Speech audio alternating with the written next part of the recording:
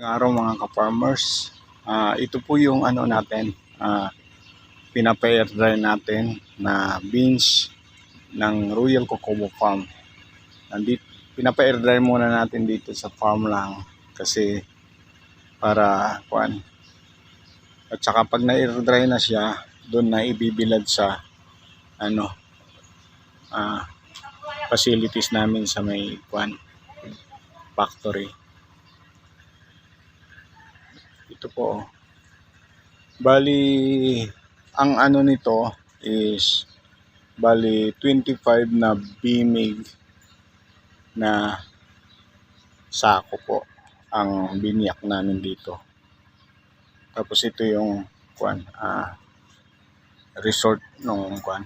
Ito yung nakuha sa kuan.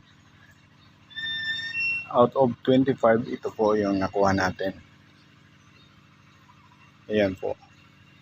Medyo mali itong i-air dryan ko, pero okay lang kasi ang kagandahan pag na-air dry para pag ibibilad is wala na siyang mucilage. Medyo tuyo-tuyo na siya.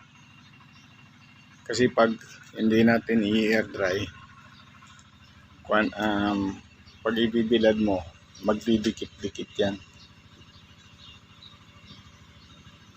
Kaya dito, hinahalo natin from time to time.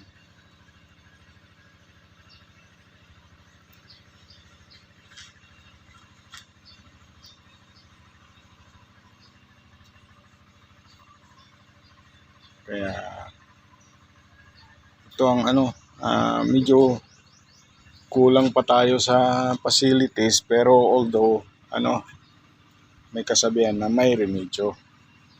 Kasi ito lang po yung pinag-fermentan natin na ito binigay po ng Pelmec po ito. Pero yung iba kasi hindi kasya, mag-isa lang yan. Kaya sa plastic fermentation yung binigay naman ng DA. Ito. Pinapahugasan ko na kaagad para hindi mahirap hugasan kasi pag natuyo, mahihirapan na yung tagahugas. Kaya ganito lang mga ka-farmers ang mga ginagawa natin dito sa Royal Cocoa Farm. Maraming salamat.